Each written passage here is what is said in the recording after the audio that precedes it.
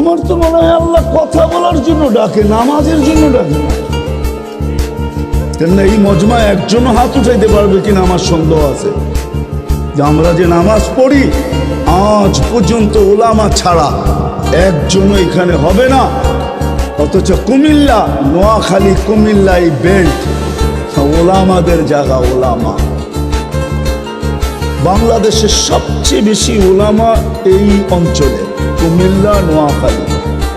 এখানে একজনও বলতে পারবে না আমি এই জীবনে যতদিন নামাজ পড়ছি একদিন হলো 2 মিনিটের জন্য কোনো ওলামার কাছে যায় আমি বলছি হযরত আমার 2 রাকাত নামাজ দেখা দেন, আমার 1 রাকাত নামাজ দেখা দেন, যে এটা ঠিক আছে কিনা, আল্লাহ রসুলের নামাজের মতো কিনা, একটু দেখা আপনি সত্যায়িত করে দেন।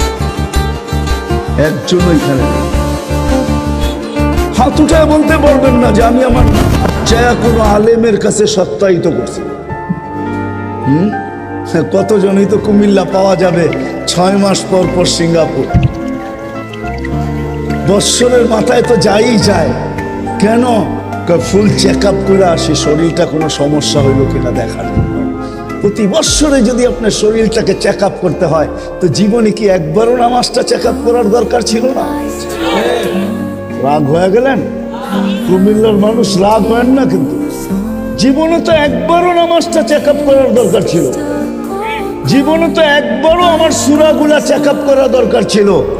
জীবনে তো একবারও দুরূদ শরীফটা চেক আপ করার দরকার ছিল, যেই দুরূদ আপনাকে জান্নাতে নিয়ে যাবে। আমি দলিল দিতেছি এই উম্মত জাহান্নামে দোজখ থেকে পুলসিরাতের থেকে পড়ে গেল ডাইরেক্ট দোজখে যাবে না। এই উম্মতে মুহাম্মাদি সাল্লাল্লাহু আলাইহি ওয়াসাল্লাম দোজখে যদি পুলসিরাতের থেকে পড়েও যায়, পুলসিরাত ধরে লটকায় থাকবে, ঝুলা থাকবে, অপেক্ষা চলতে থাকবে দুরূদ আসে কিনা।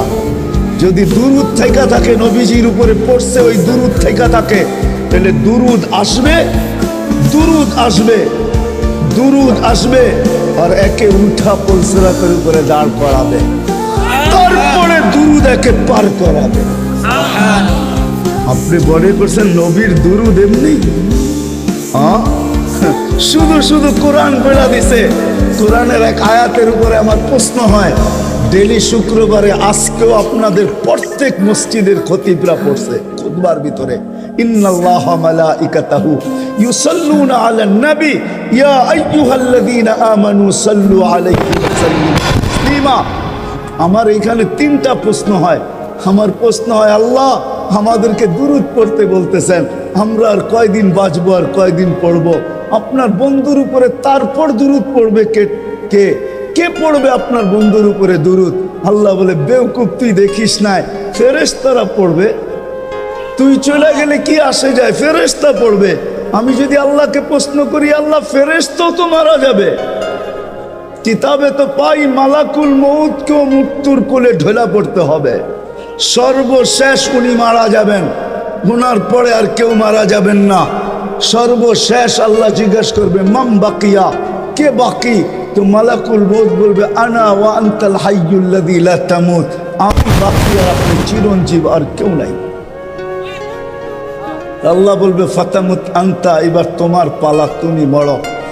আল্লাহ যুক্তি দিবে, লি আন্নী কাতাবতুল মউত আলা মান তাহতা আরশি, আমার আরশের নিচে লেখা আছে, দেখো আমার আরশের নিচে যে আছে তাকে মৃত্যু স্বাদ পান করতে হবে, হবেই হবে।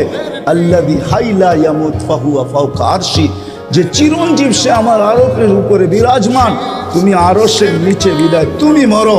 সাইয়ুলকি আলাইহি সাকারাতাল মউত, মৃত্যুর যাতনা আল্লাহ ওনার উপরে ঢালবেন, উনি জমিনে পড়বে আর একটা চিৎকার দিবে, যেখানে আছে ওইখানেই পড়বে আর একটা চিৎকার দিবে, আর বলবে, লাউ আলিমতু সাকরাতাল মউত মা কাবাসতু আরওয়াহাল মুমিনিন, মৃত্যুর যাতনা যদি আমার জানা থাকতো তাহলে কোনো মুমিন মুসলমানকে আমি এত কষ্ট দিয়ে নিয়ে আসতাম না। মৃত্যুর এত কষ্ট। আল্লাহকে যদি প্রশ্ন করি, ফেরেশতা তো চলে যাবে, তো আমাদের নবীজির উপরে দুরূদ কে পড়বে? আল্লাহ বলে, তোর মতো বেওকুফ তো দেখি নাই, তুই মনে হয় কোরআন পড়িস, কোনোদিন ভাবিস না শুরুতেই তো আমার নাম, ইন্নাল্লাহা ওয়া মালাইকাতাহু, আমি আল্লাহ পড়তে থাকবো, আমি চিরঞ্জীব। বন্ধুর দুরুদ আমি কোনোদিন বন্ধ হতে দিব না, না, না, না। আমার বন্ধুর দুরুদ চলতে থাকবে। ওই দুরুদটা তো কোনোদিন টেস্ট করলাম না। রাগ হয়ে গেলেন আপনারা? আমি কুমিল্লা বেশি আসি না, একবার আসছিলাম মনে হয় আপনাদের ঈদগাহ মাঠে নাকি, একবার আসছিলাম, আর দ্বিতীয়বার আসছি শহরের। এর আগে আর আমি কখনো আসি না, এটা আমার দ্বিতীয়বারই। জানি না এটা শেষ হয় কিনা, তৃতীয়বার আসা হয় কিনা এটাও জানি না। বাঁচলে তো আসবো, রিজিক থাকলে তো আসবো।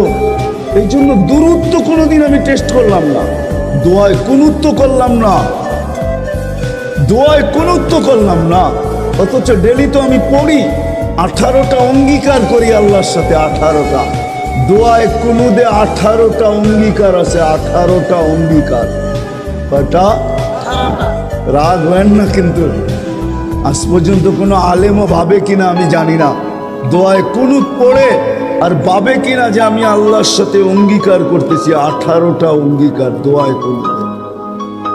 কয়টা আমি পুরা করতেছি? যেটা আমার বুঝানোর ছিল, যেটা বুঝাইতে চাইতেছিলাম, যে আমি তো কোনোদিন টেস্ট করি। তা আমাদের নামাজই কি? আল্লাহ নামাজের জন্য ডাকেন না, আল্লাহ তো কথা বলার জন্য ডাকেন। আল্লাহ নামাজের জন্য ডাকেন না, এই উম্মতকে আল্লাহ জান্নাতের চাবি দেওয়ার জন্য ডাকেন, চাবি দেওয়ার জন্য।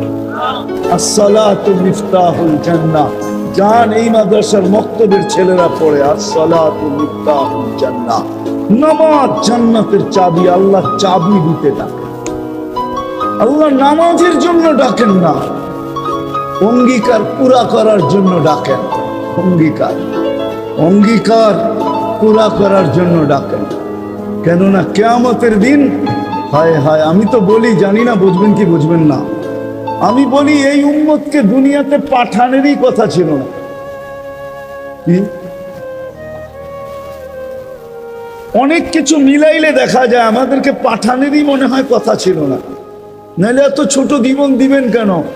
60-70 বছর, কত কাউকে তো হাজারও দিলেন, ঠিক না? আমাদেরকে 60-70 বছর দিয়ে কেন পাঠাইলেন?